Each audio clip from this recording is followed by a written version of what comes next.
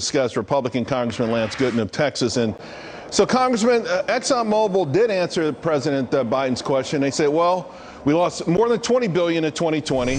We borrowed $30 billion to support drilling costs.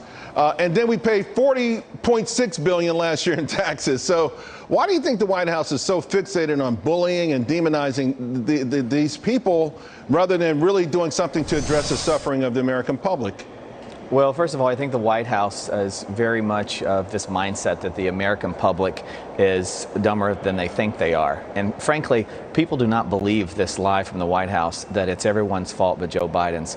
We were independent of all these other nations' oil it feels like many years ago. It was just a year and a half ago. And then this Biden White House took over. They scrapped the Keystone Pipeline, and they have had a few unfortunate events happen. I'll admit that this Ukraine war has not helped prices, but prices were so high before that happened that the wiggle room is just not there. And so President Biden has done the one thing that we have expected him to do, and that is blame others. If they would accept responsibility and say, let's get our country independent again of these oil cartels, then I think we'd be in a better place. But Go ahead, sir. No, I was going to say, instead, we've got this July meeting now between President Biden and MBS, although they're not going there to ask for oil. Hey, I want to kind of just shift gears because I got a few things I got to get your thoughts on. And the suffering, right? We're really seeing it with small businesses. We got more reports from them. Listen, the drowning from inflation, the inability to compete for workers, this wage spiral, they can't compete. What can be done to help them?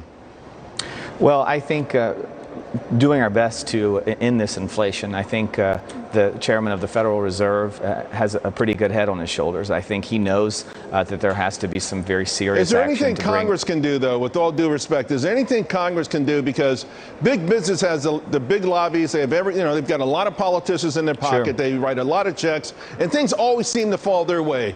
This year so far, according to ADP, small businesses have lost 250,000 employees. What can be done for them? Well, I think we need to reduce burdens, and I think what's important that Congress is not doing is pumping more money into the economy. Thank God we've got Joe Manchin, who has said no to this Build Back Better plan. Imagine where we'd be right now if we pumped trillions of dollars more into this economy.